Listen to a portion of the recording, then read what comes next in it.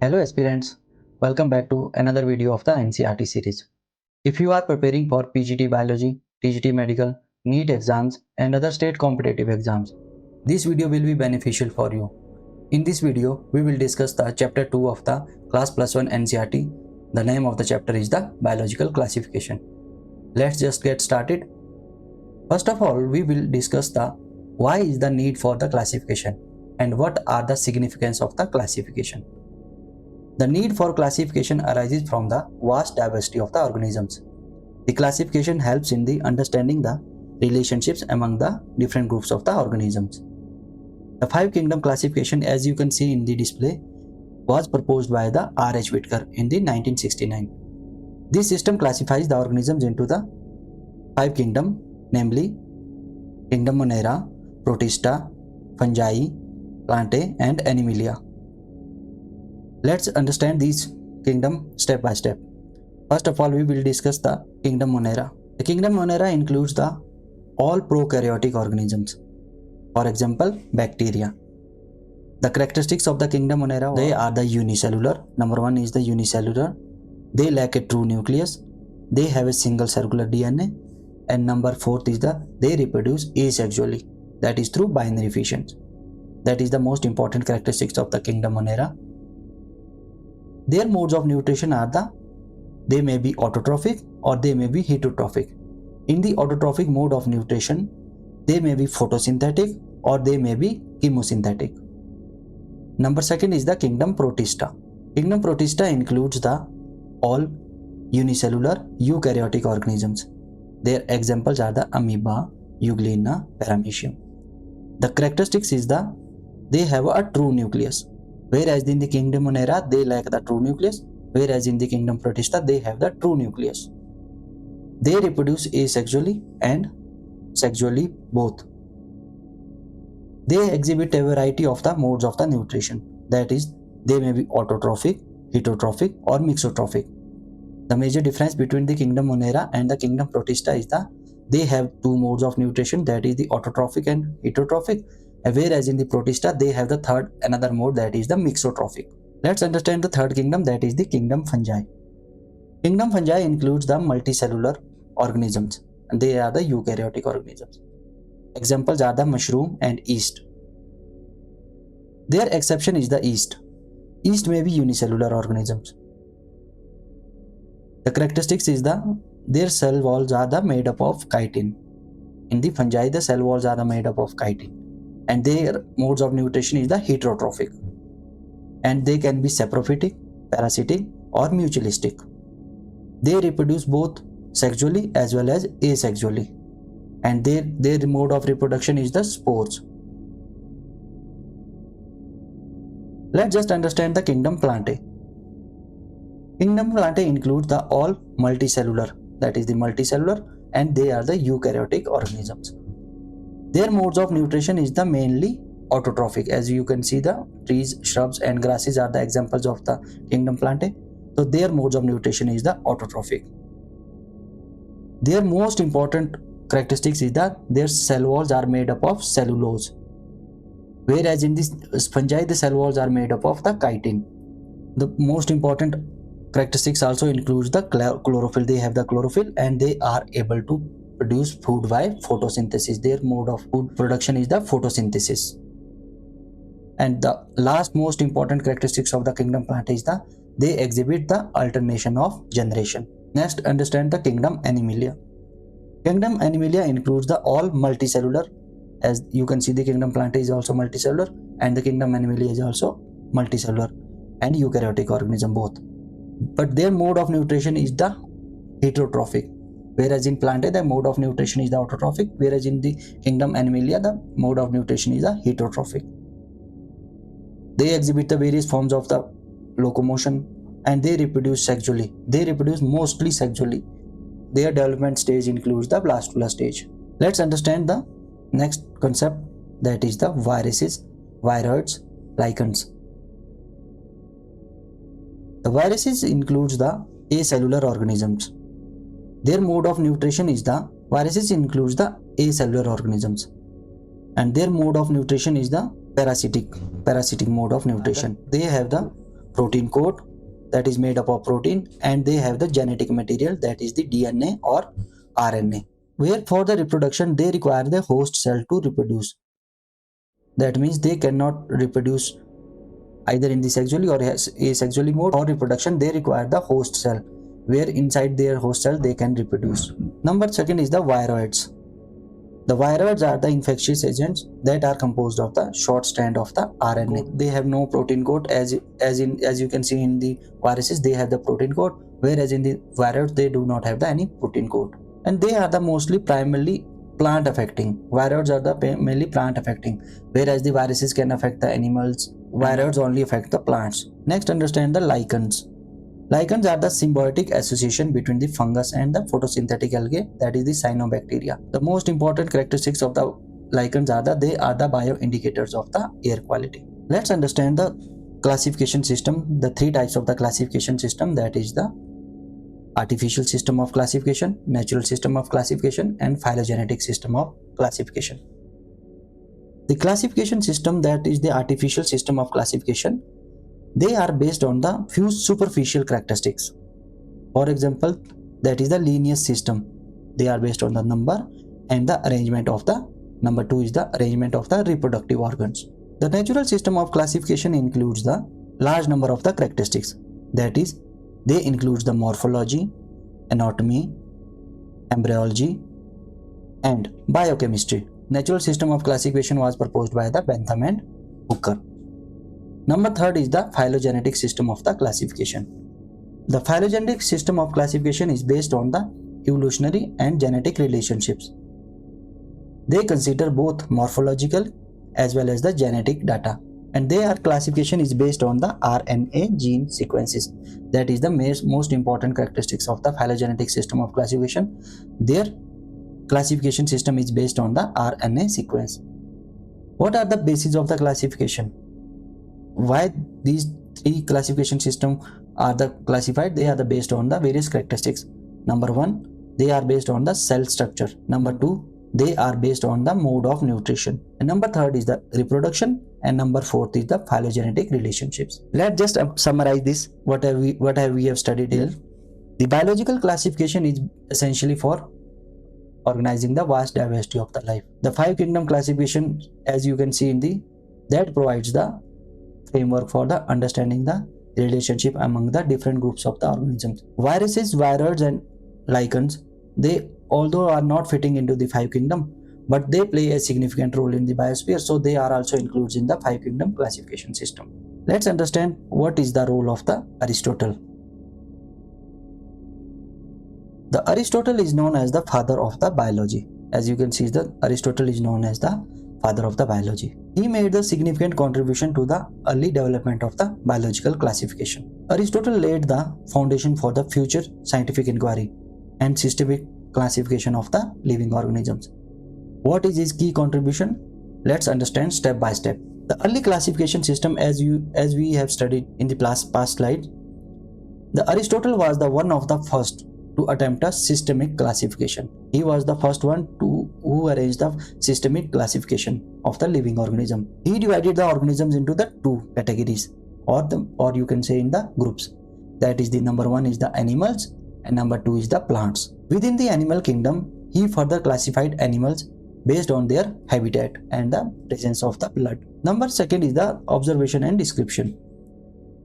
Aristotle made the detailed observation and description of various species, including their anatomy, behavior, and the reproductive processes. His works such as the Historia Animalia, that is the history of the animals, that contain the extensive records of the animal species, their environments, and their physical characteristics. Number 3 contribution of the Aristotle is the Scala Naturae, that is great chain of the being. Aristotle proposed the concept of the Scala Naturae, or the great chain of the being, whereas he described the hierarchical structure of the all matter and the life. The hierarchy placed by Aristotle is that the organisms in a linear order, from the simple to most complex. You have to understand this. He classified the organism from simple to most complex. He placed the humans at the top. The idea was based on the assumption of the fixed natural order. Number 4 most important contribution of the Aristotle is the essence and the classification. Aristotle believed in the concept of the essence, where each species had an unchanging essence and that defined its nature. He classified organisms based on the shared essence. You can see that he classified the organism based on the shared essence and observable characteristics such as modes of reproduction, locomotion, and the morphology. The fifth most important contribution of the Aristotle is his impact on the later sciences. Aristotle's classification system and his method of observation and description influenced the later scientists, and he made the groundwork for the later scientists. He made the groundwork for the Carl Linnaeus. His emphasis on the empirical observation laid the ground for the scientific method, which remains central to the biological classification. So what is the limitations of the Aristotle's classification and what are the criticism? That is, number 1 is the static view. Aristotle's Scala Naturae was based on the static, and that is the unchanging view of the nature, which did not account for the evolutionary relationships. Number 2, he missed the microscopic organisms. Aristotle's classification were based and limited to only to the animals that were seen through the naked eyes. He missed the microscopic organisms such as bacteria and single-celled protozoa. Number 3rd limitation is the arbitrary grouping or the superficial grouping. Some of his grouping were based on the arbitrary or superficial similarities rather than deeper biological relationships. Let's understand the 5 kingdom classification step by step and understand the next topic, that is the 2 kingdom classification system. 2 kingdom classification proposed by Carlos Linnaeus was one of the earliest biological classification system. He proposed the 2 kingdom classification system in the 18th century. He classified the organisms into the 2 kingdoms, that is the kingdom Plantae and the kingdom Animalia. The important characteristics of the kingdom Plantae are they have the autotrophic nutrition. That is, the most plants are the autotrophic and they synthesize their own food through photosynthesis using sunlight, carbon dioxide and water. As you can see in the photosynthesis process, they are using sunlight, carbon dioxide and water. Number 2 characteristics is that they have the cell wall and their cell walls are mainly made up of cellulose. Number 3 is the immobility. As you can see that the plants are the immobile in nature and they do not move from one place to the another. The number 4 is the indefinite growth. Plants growth are the indefinite, continue to grow throughout their life cycle. And number 5th important characteristics is the reproduction. That is, the reproduction can be asexual or sexual. The examples are the algae, mosses, ferns, conifer and the flowering plants. They can reproduce sexually also. Through sexual modes of reproduction, they can reproduce through the seeds or spores. Next, understand the kingdom Animalia. Their most important characteristics are the heterotrophic mode of nutrition. Whereas in the plants, it is the autotrophic mode of nutrition, whereas in the kingdom Animalia, it is the heterotrophic mode of the nutrition. The heterotrophic means they depend on the other organisms for their food. Number 2 is the lack of the cell wall. Whereas in the kingdom Plantae, they have the cell wall, whereas in the kingdom Animalia, they lack a cell wall. Number 3 is the immobility.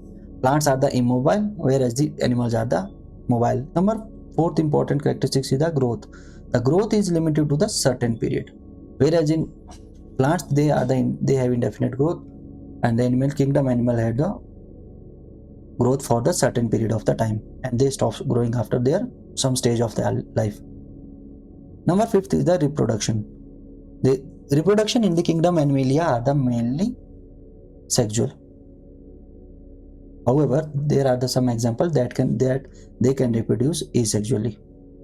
Examples are the sponge, worms, insects, amphibians, reptiles, birds and mammals. Let's move further.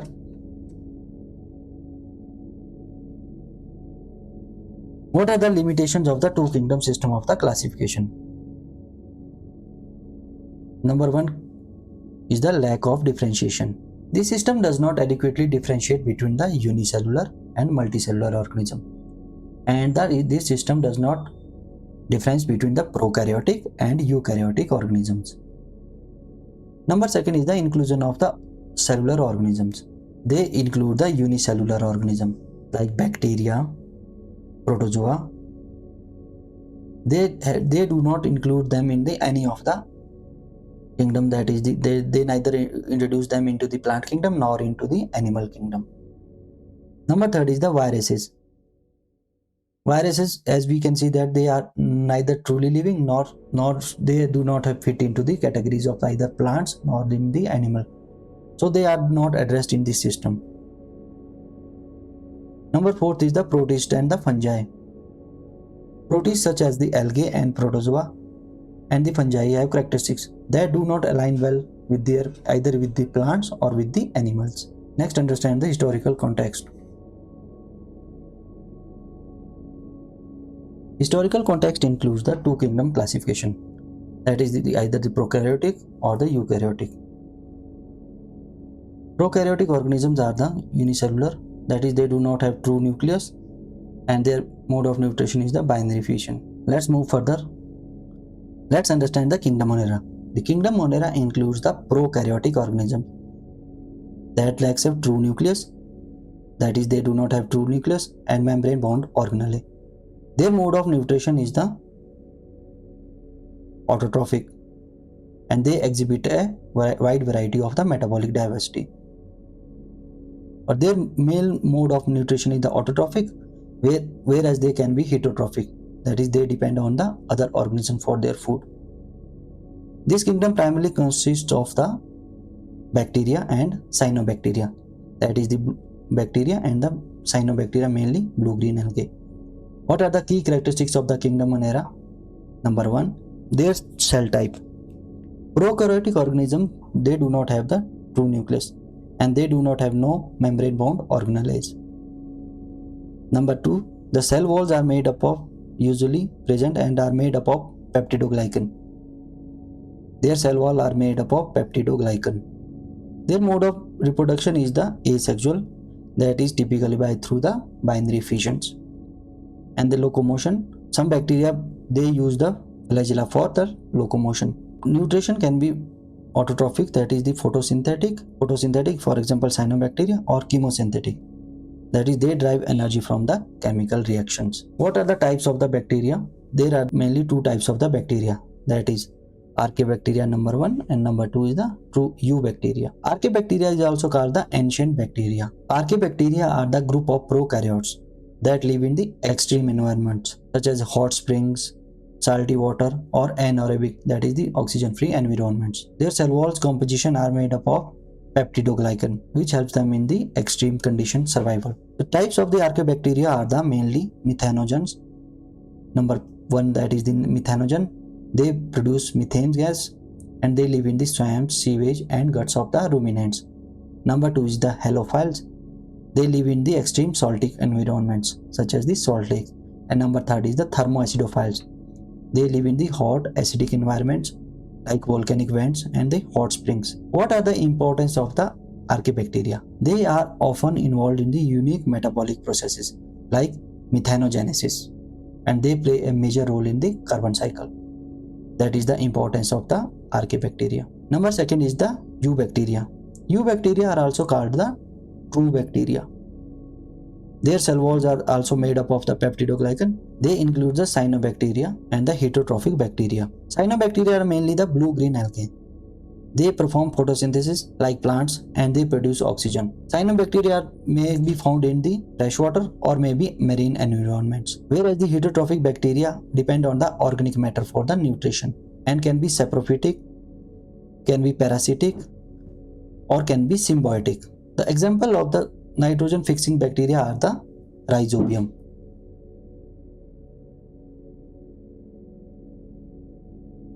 What are the shapes of the eubacteria? They can be coccus, that is spherical. For example, इसका example है streptococcus. Or number 2, they may be bacillus in the rod shaped.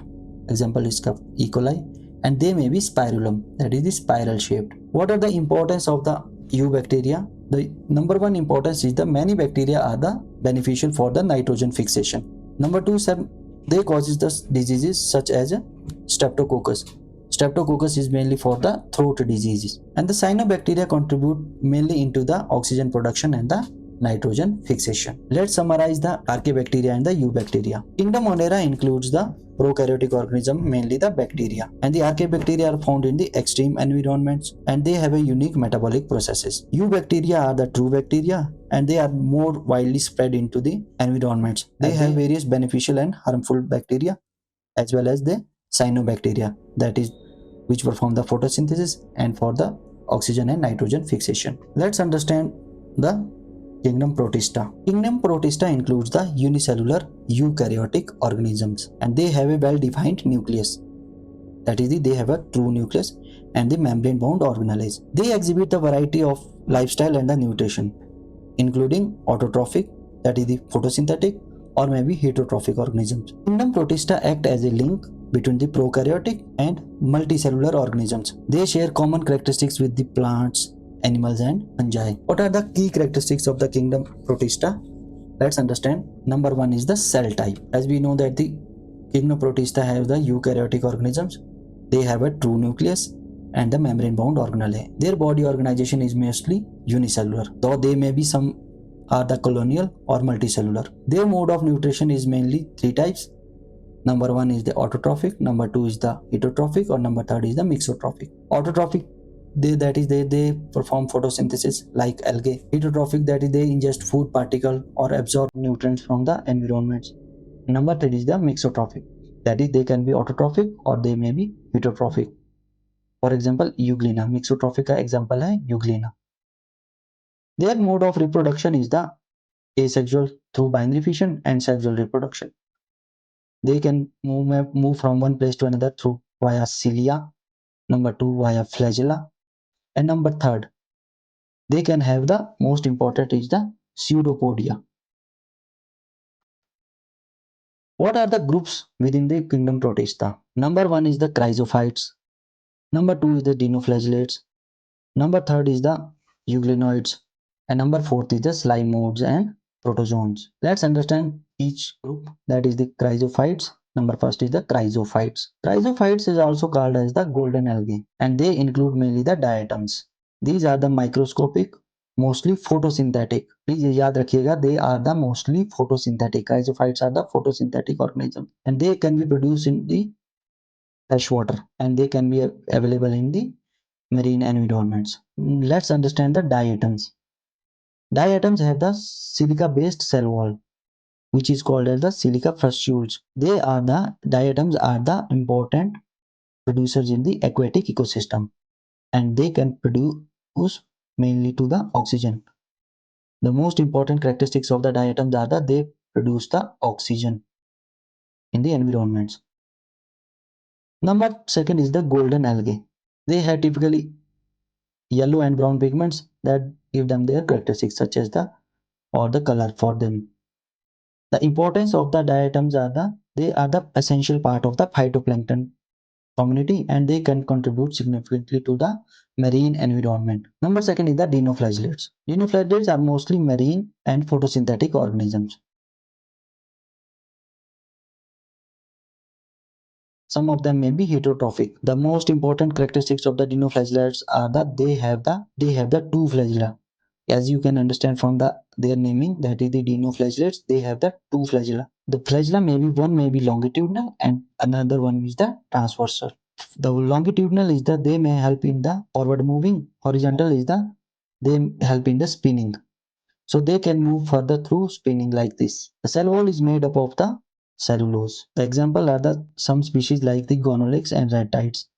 They are the harmful algal blooms. You can understand the Red Sea. Red Sea is mainly because of the gonolix. The most important characteristics of the dinoflagellates is the bioluminescence. They exhibit the light. Number third is the euglenoids.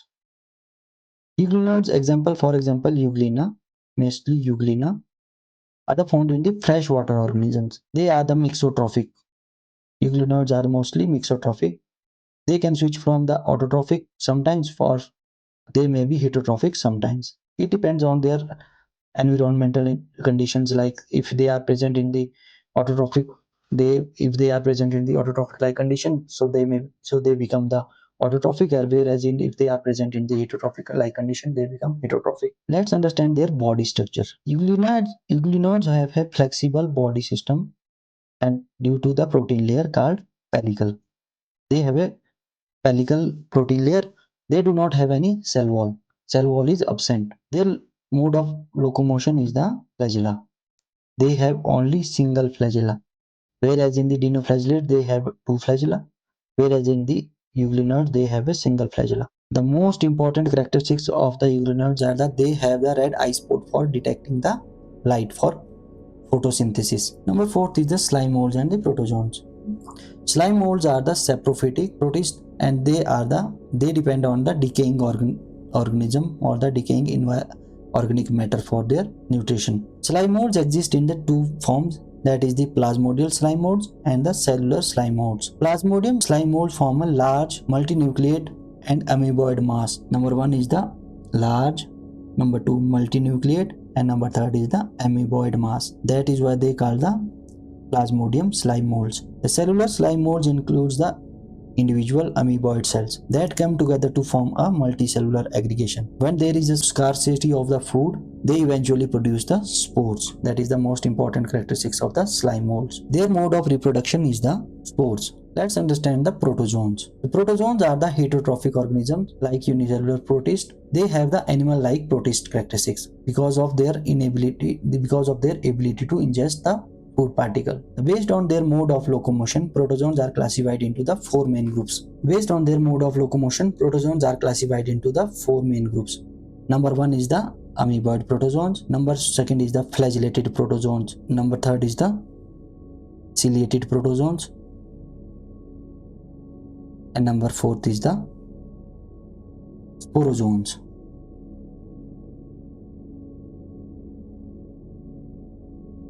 Amoeboid protozoans move using pseudopodia.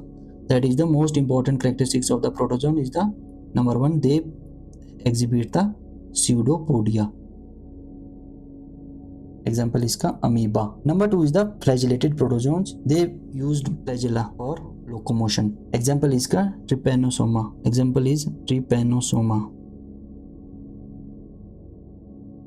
जो trypanosoma है वो sleeping sickness cause करता है. ये most important है flagellated protozoans का example, that is the Trypanosoma. Ciliated protozoan, as we can understand from their name, that is they have the cilia for the locomotion. Example are the paramecium. And number 5 is the sporozoans. Sporozoans do not have any organs like flagella, cilia for their locomotion. They are mainly the parasitic organism. Example includes the plasmodium. The habitat of the protozoans they are mainly found in either in the fresh water, either in the marine environment. They can also found in the soil, which can be moist soil. They are mostly the parasitic organisms. Let's just summarize the kingdom Protista.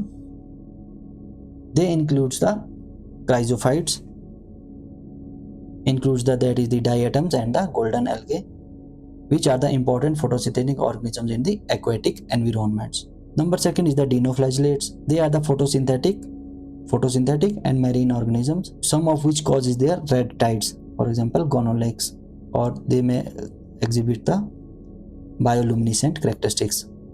Number 3 is the euglenoids. Euglenoids are the mixotrophic organisms and they possess both autotrophic and heterotrophic mode of nutrition.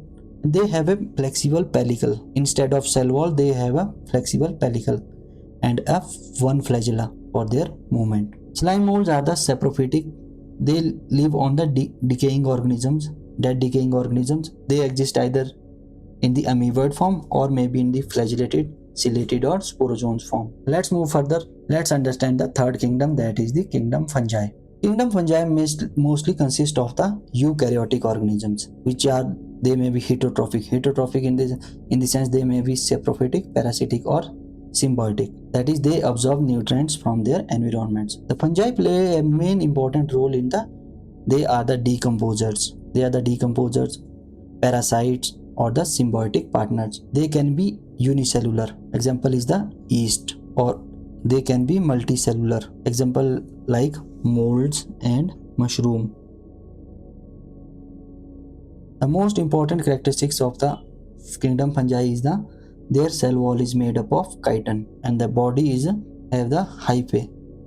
The most important characteristics of the fungi is that their cell wall is made up of chitin and the body have the hyphae, which forms the mycelium. Let's understand the key characteristics of the kingdom fungi. Number one is the cell type. They are the eukaryotic. They have the nucleus and the membrane-bound organelle. Their body structure is mostly multicellular, and exception are the yeast, that is unicellular, and they are made up of the thread-like structure called the hyphae, as we discussed earlier. Hyphae, after their interconnection, they form the mycelium. The reproduction is via through the spores. Asexual reproduction through the spores formation, that is the either budding or maybe spore formation. And sexual reproduction includes the fusion of hyphae and gametes. That is the fusion of hyphae and gametes. Let's understand what are the groups under the kingdom fungi. Let's understand step by step. Number one is the Phycomycetes, Ascomycetes, Basidiomycetes, and the Deuteromycetes. Let's understand the first one, that is the Phycomycetes. Phycomycetes are also called as the primitive fungi. They include both aquatic. Number one is they can include aquatic. Number two, they have the terrestrial fungi. The habitat includes they may exist either in the moist place, damp place, or the dead decaying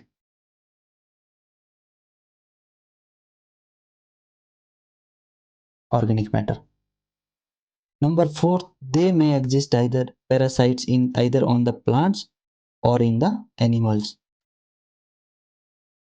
The most important characteristics of the Phycomycetes are they have the aseptate condition, that is the cynocytic hyphae. Please remember this, they have the cynocytic condition. Let's understand cynocytic condition. They have the multinucleate cynocytic condition, that is they do not have the septa. This is the septa. In the cynocytic condition, they do not have the septa. Septa is absent, so they have the cynocytic condition. Their mode of reproduction is the asexual mode of reproduction. Asexual reproduction occurs through the sporangiospores. That is, the spores are produced inside the sporangia. And the sexual reproduction includes the gamete fusion. Sexual reproduction may be isogamous, anisogamous, or maybe oogamous. Example are the rhizopus, that is the bread mold, mucor, and the albigo. Albigo is the parasite on the mustard plant. Let's further understand the Ascomycetes. They are also called as the sac fungi. Phycomycetes are called the primitive fungi, whereas the Ascomycetes are called the sac fungi. As we understand that the Phycomycete, that is the aseptate condition, whereas in the Ascomycetes they have the septate condition. That is, the septa is the present. Their habitat includes the terrestrial. They are mostly found in the terrestrial habitat. Ascomycetes are mostly found in the terrestrial habitats, or they may also present in the dead decaying organisms or the organic matter. On number third, they may be parasites. As we understand that they have the septate, that is the septa is present, and the septa may be branched hyphae. The reproduction is the asexual. Asexual reproduction occurs by conidia. Conidia is the non-motile spore. Conidia is the non-motile spore that is produced externally on specialized cell, that is the hyphae. And the sexual mode of reproduction is through the ascospores inside SI or the ascocarps. The example includes the Penicillium, Saccharomyces and the Neurospora. Let's move further. Let's understand the Basidiomycetes. Basidiomycetes are called the club fungi. They are called club fungi because they are produce basidiospores on the club shaped. जो club shaped structure है उसके ऊपर ये basidiospores produce करते हैं, that is called the basidia. Club shaped structure, that is called basidia. Their habitat is they are typically found in the soil. Number 2, dead decaying wood.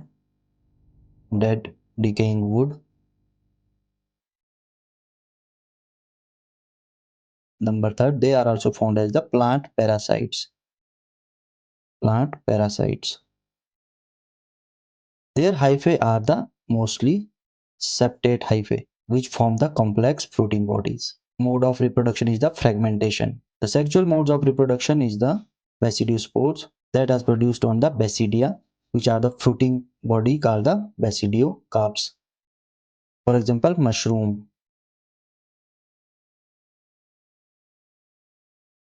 Examples are the agaricus mushroom, that is the called common mushroom, Puccinia, which is responsible for the wheat rust fungus, and number 3 is the Eustylazo, which is called the smut fungus.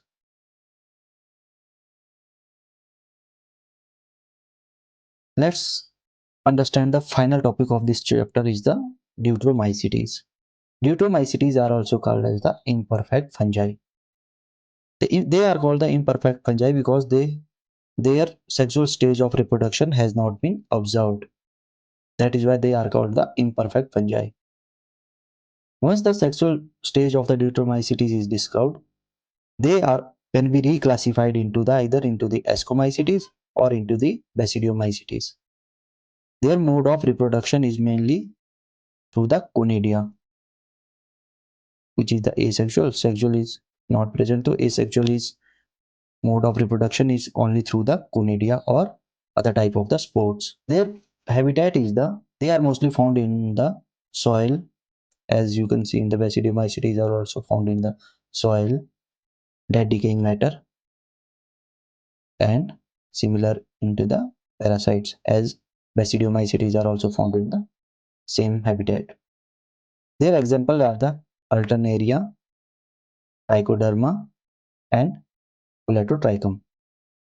Let's just summarize this, what we have understand yet. That is the Phycomycetes. Phycomycetes are called the primitive fungi with aseptate hyphae, and they are reproduced through via sporangiospores, asexual, or gametes via sexual. The Ascomycetes, also known as the sac fungi, they are produced inside the ascospores or the SI. The examples include the yeast and penicillium. Basidiomycetes are called the club fungi. Examples are the mushroom and the rusts. The Deuteromycetes are also called the imperfect fungi. Their sexual mode of reproduction is not known, so that is why they are called the imperfect fungi, and they are reproduced asexually through the conidia or other spores. Thanks for watching this video.